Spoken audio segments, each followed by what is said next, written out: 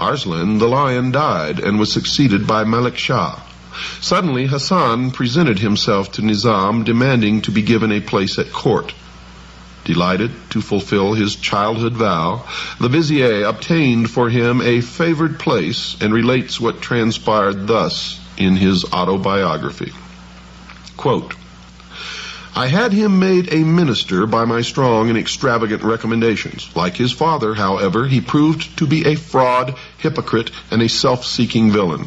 He was so clever at dissimulation that he appeared to be pious when he was not, and before long he had somehow completely captured the mind of the Shah, unquote.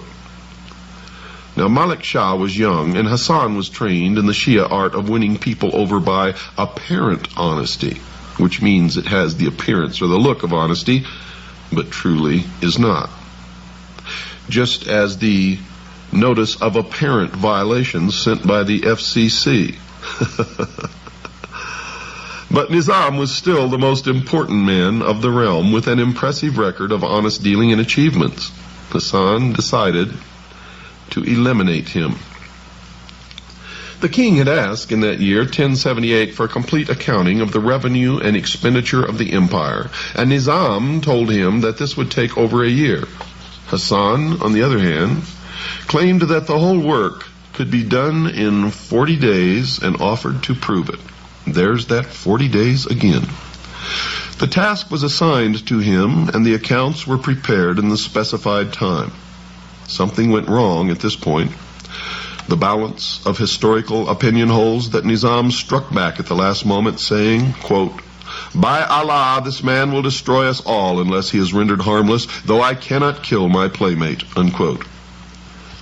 And whatever the truth may be, it seems that Nizam managed to have such disparities introduced into the final calligraphic version of the accounts that when Hassan started to read them, they appeared so absurd that the Shah, in fury, ordered him to be exiled.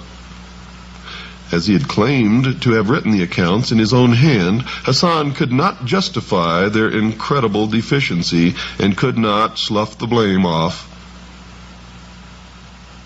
upon his friend. Hassan had friends in Isfahan, where he immediately fled. There survives a record of what he said there, which sheds interesting light upon what was in his mind. One of these friends, Abu al-Fazal, notes that Hassan, after reciting the bitter tale of his downfall, shouted these words in a state of uncontrollable rage. Quote, If I had just two devotees who would stand by me, then I would cause the downfall of that Turk and that peasant, unquote. Fazal concluded that Hassan had taken leave of his senses and tried to get him out of this ugly mood. Hassan took umbrage and insisted that he was working on a plan and that he would have his revenge. He set off for Egypt, there to mature his plans. Fazal was himself later to become a devotee of the assassin chief, and Hassan, 2 decades later, reminded him of that day in Isfahan. Here I am at Alamut, master of all I survey and more. The Sultan and the peasant vizier are dead. Have I not kept my vow?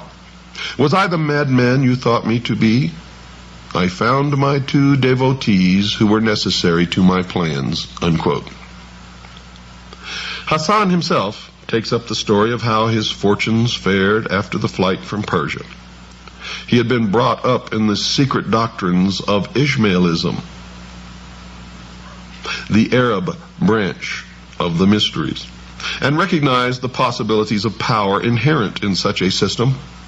He knew that in Cairo there was a powerful nucleus of the society, and if we are to believe the words of Fazal, he already had a plan whereby he could turn their followers into disciplined, devoted fanatics willing to die for a leader. What was this plan? Well, he had decided that it was not enough to promise paradise, fulfillment, eternal joy to people. He would actually show it to them. Show it in the form of an artificial paradise where houris played and fountains gushed, sweet-scented waters where every sensual wish was granted, amid beautiful flowers and gilded pavilions. And this, dear listeners, is what he eventually did. Hassan chose a hidden valley for the site of his paradise, described by Marco Polo, who passed this way in 1271. Quote, "In a beautiful valley enclosed between two lofty mountains, he had formed a luxurious garden stored with every delicious fruit and every fragrant shrub that could be procured. Palaces of various sizes and forms were erected in different parts of the grounds, ornamented with works of gold, with paintings, and with furniture of rich silks. By means of small conduits contained in these buildings, streams of wine, milk, honey, and some of pure water were seen to flow in every direction.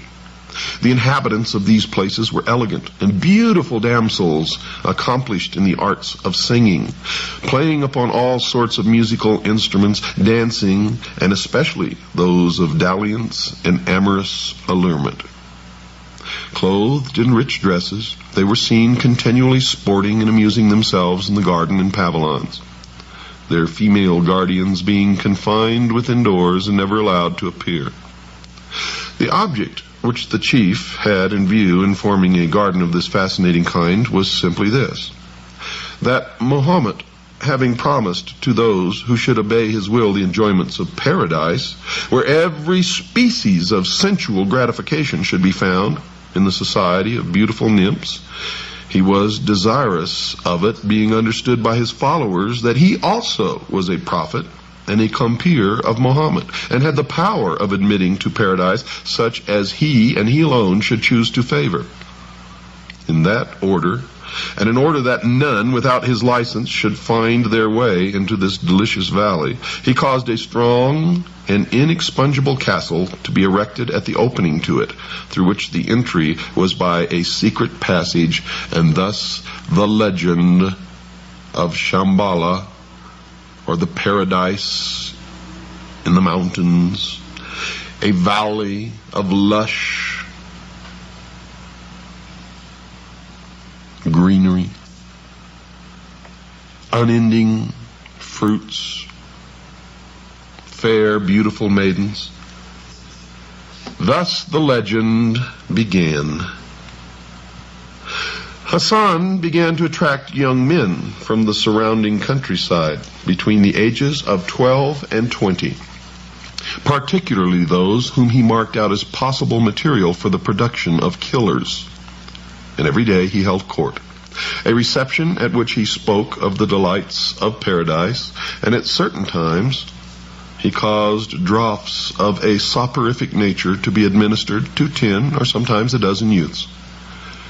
And when half dead with sleep, drugged out of their minds, he had them conveyed to the several places and apartments of the garden. Upon awakening from this state of lethargy, their senses were struck by all the delightful objects, and each perceiving himself surrounded by lovely damsels, singing, playing, and attracting his regards by the most fascinating caresses, serving him also with delicious viands and exquisite wines, until, intoxicated with excess and enjoyment, amidst actual, real rivers of milk and wine, he believed himself assuredly in paradise, and felt an unwillingness to relinquish its delights. When 4 or 5 days had thus been passed, they were thrown once more into a state of somnolency, and drugged and carried out of the garden. Then, upon being carried to his presence and questioned by him as to where they had been, their answer was, "In paradise, through the favor of your highness."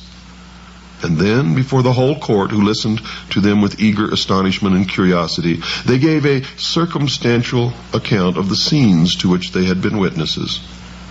The chief, thereupon addressing them, said, quote, "We have the assurance of our prophet that he who defends his Lord shall inherit paradise. And if you show yourselves to be devoted to the obedience of my orders, that happy lot awaits you," unquote.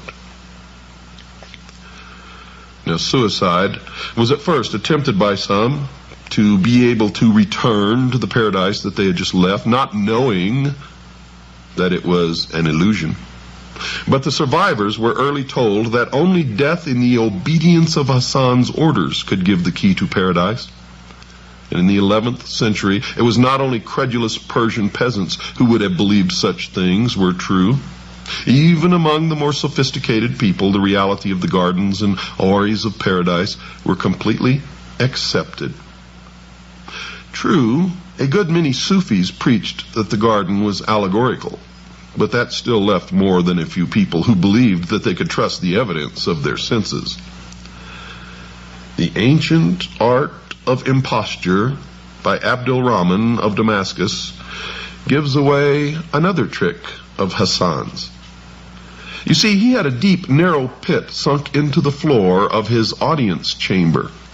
One of his disciples stood in this in such a way that his head and neck alone were visible above the floor. And around the neck was placed a circular dish in two pieces which fitted together, with a hole in the middle. And this gave the impression that there was a severed head on a metal plate standing on the floor. Now, in order to make the scene more plausible, if that is the word, Hassan had some fresh blood poured around the head on the plate. Then the recruits were brought in, the initiates. "Tell them," commanded the chief, "what thou hast seen." Then the disciple, appearing as a head on the plate, described the delights of paradise. Quote, "You have seen the head of a man who died, whom you all knew. I have reanimated him to speak with his own tongue," unquote. And then he would really sever treacherously the man's head in real earnest, and stuck for some time somewhere that the faithful would see it. And the effect of this conjuring trick, plus murder, increased the enthusiasm for martyrdom to the required degree, and gave him unbelievable control over his flock. There are many documented instances of the recklessness of the Fidain devotees of the Ismailis, one witness being a Westerner who was treated a century later to a similar spectacle to that which had appalled the envoy of Malik Shah. But we've got to take a break first, folks. Don't go away. Count of Champagne reports that he was traveling in 1194 through Ismaili territory. Quote, "The chief sent some persons to salute him and beg that on his return he would stop at and partake of the hospitality of the castle. The count accepted the invitation. As he returned, the Dai el-Kibir, our great missionary, advanced to meet him, showed him every mark of honor, and let him view his castle and fortresses.